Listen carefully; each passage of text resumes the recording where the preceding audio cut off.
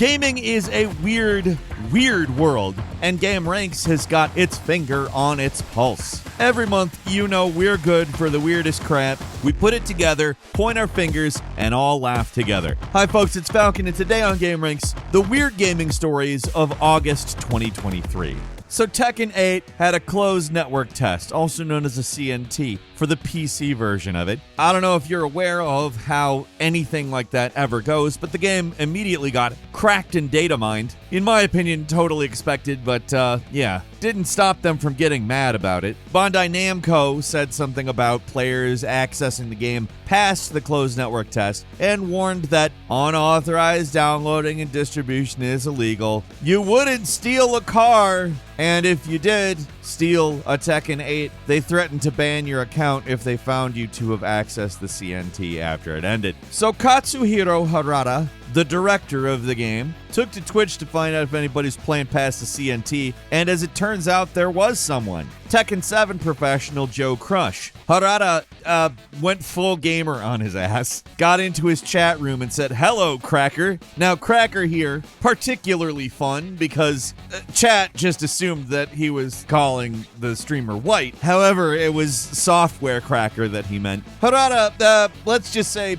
isn't well versed in participating in Twitch chats. He said a bunch of kind of broken English, and then when nobody believed it was the real him, he tweeted on his real Twitter account, said to the chat, "All right, I will show my power." Honestly, it was really funny. It did turn out that Joe Crush was not cracking anything. He had just stayed on the servers too long, and that allowed him to continue playing it. But our man really lived up to showing up at the Game Awards in a full-ass samurai robe. Our man has been waiting for an opportunity to show his power, and he finally got it.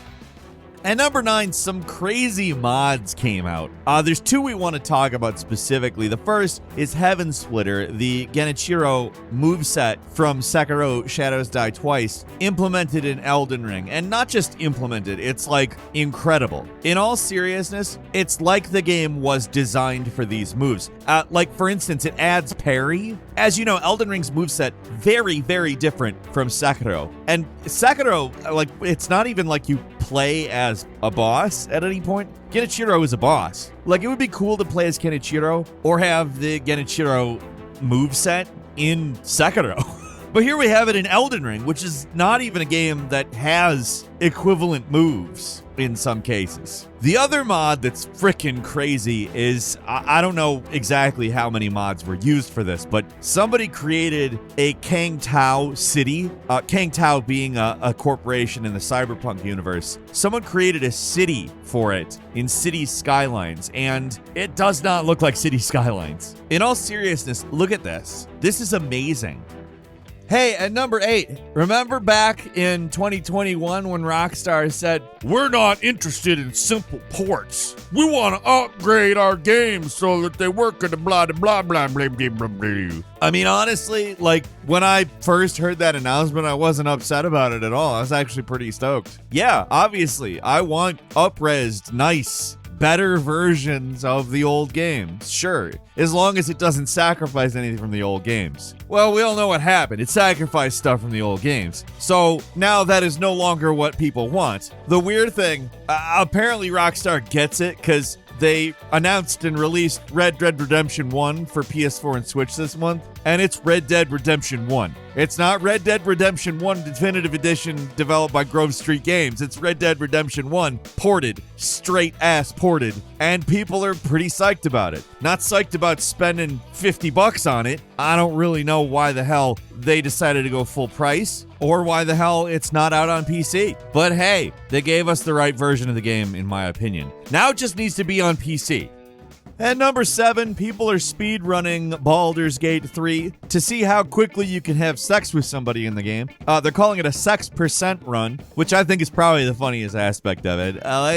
That's a funny name. It's the most obvious name, but you can't tell me it's not funny. It's funny. But if you're doing these types of speedruns, obviously people are setting records, and the current one is under 8 minutes. Now, the easy joke to make here is that the record holder for having sex quickly in a video game definitely isn't the record holder for having sex quickly in real life. Let's see your IRL speedruns on this one, but I'm not going to make that obvious joke. I'm going to say that it's an obvious joke that I'm not going to make, which is not making it, I promise. Then the second most obvious joke has something to do with the motion of the ocean, I'm sure. You know, just like saying having sex in some funny way. But I'm not going to go that route. I'm not going to make any of the obvious jokes here. Instead, I'm just going to congratulate YouTuber May for holding the speedrun record for having sex in Baldur's Gate 3.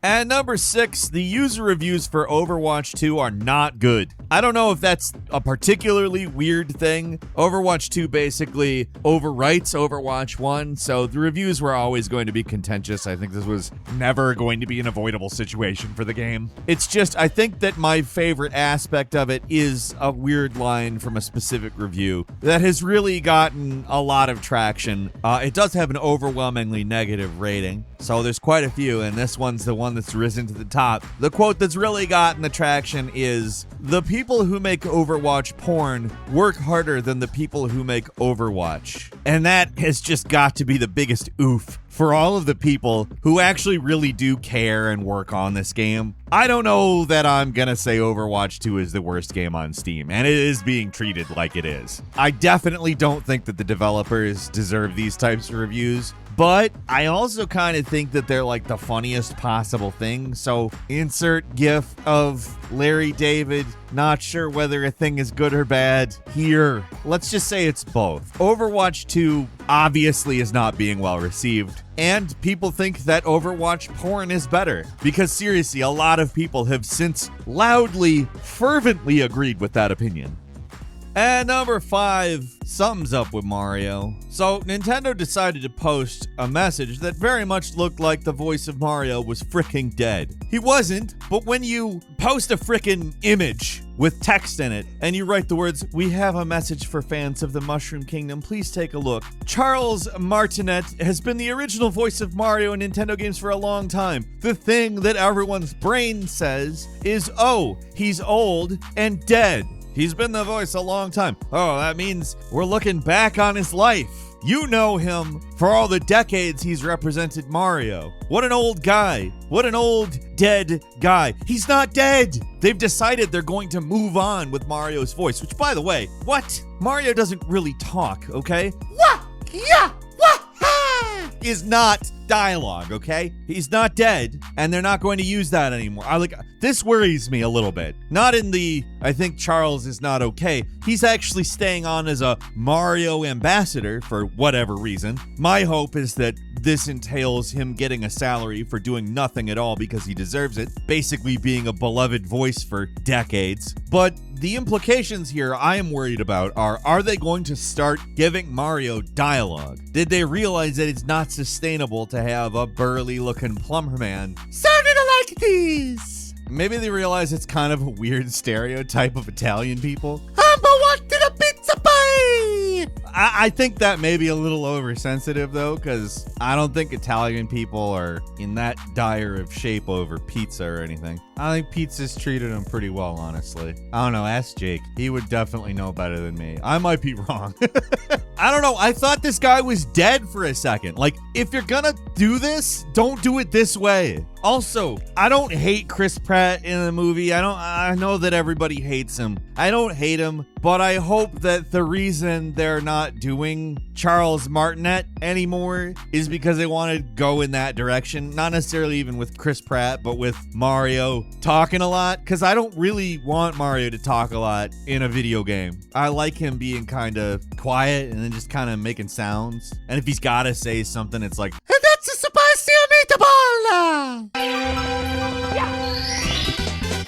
Here we go! At number 4, a Japanese woman got arrested for stealing her boyfriend's Kingdom Hearts action figure. Well, let me paint a picture for you. A man buys an extremely detailed Sora action figure. Don't know how much that costs, but probably not a small amount. The really, really nice ones are fairly collectible in terms of rarity and cost. Often beautiful works of art for those who like them. And a 31-year-old dude and his live-in girlfriend need groceries or something. Well, girlfriend goes, hey, you know what's more important than Sora from Kingdom Hearts? It's eating. And I don't know if it's groceries exactly. The way the police stated was she stole it for living expenses, so it might as well be food. But let's say it was for rent. Probably more important than a plastic Sora. Anyway, he called the police on her and had her arrested. I don't know, if you like Kingdom Hearts that much where, like, you have a girlfriend or partner and it's more important to you than that, like, because let's just be clear, if you have her arrested and put in jail over an action figure, she's not gonna stick around. I think that you need to get your priorities straight if this is something that you even vaguely relate to, and apparently a lot of people did. Some pretty questionable responses to this one on Twitter.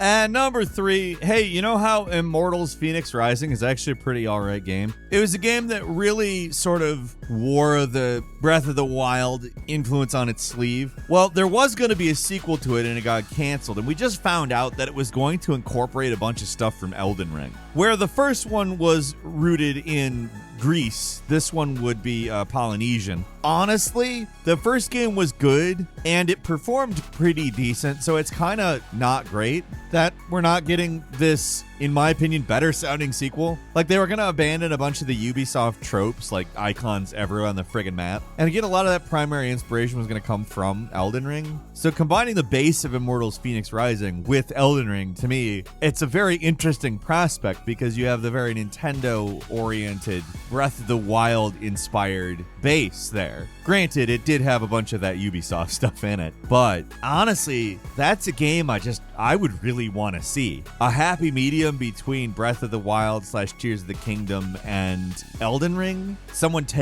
pulling from both. Like, that would be brilliant. It would be weird if something like that was allowed to happen at Ubisoft. I guess maybe it's not so weird that it didn't. Worth talking about anyways.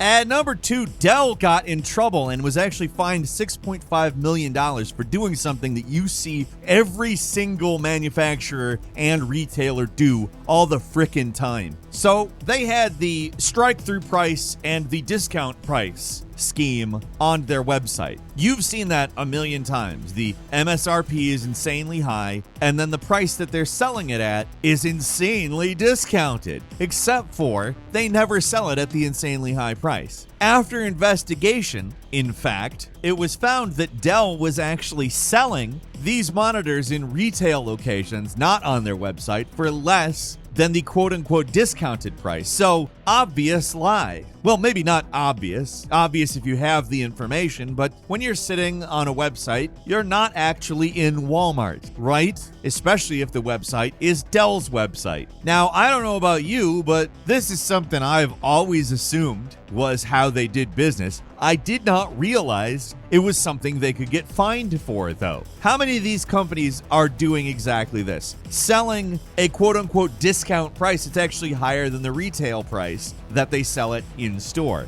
Now, this happened in Australia, so I don't know exactly if that law applies here, but at least we know they have a law on the books that you have to be telling the truth when you say, "It's not the price of this monitor. This is the price of this monitor."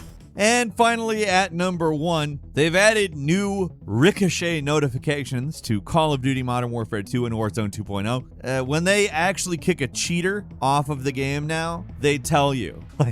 They're like, "Aren't you proud? We found a cheater and we got rid of him. Are you happy for us? Aren't you happy with the product? Doesn't it make you happy? Aren't you satisfied the cheaters are gone? Aren't we so good here at Activision? Aren't we so good? Aren't we doing enough? You think we're doing enough, right? Because you see it. There's the proof. That's the pudding right there. The proof is in it. Activision, good. Yay! It sounds like I'm giving them a hard time. I kind of am, but underlyingly, I do have to say I like that they're at least really taking anti-cheat seriously. I do think that this could lead to them overinflating how good they are about it. Ideally, cheaters should just not be in the game. Understandably, they are a bit of a fact of life, and I get that Activision wants credit for getting rid of them. But when you're playing a game and simply enjoying it and cheaters don't ruin it for you,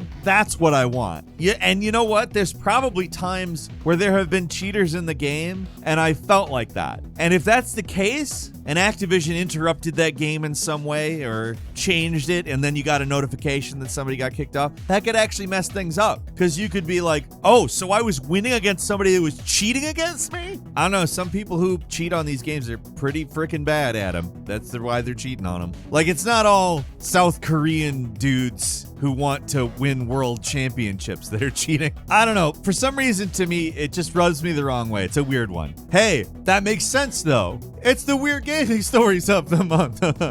Sort of tripped right into that one, didn't I? Appropriate timing, though. That's all for today. Leave us a comment. Let us know what you think. If you like this video, click like. If you're not subscribed, now's a great time to do so. We upload brand new videos every day of the week. The best way to see them first is, of course, a subscription. So click subscribe. Don't forget to enable notifications. And as always, we thank you very much for watching this video. I'm Falcon. You can follow me on Twitter @FalconTheHero. We'll see you next time right here on gameranx.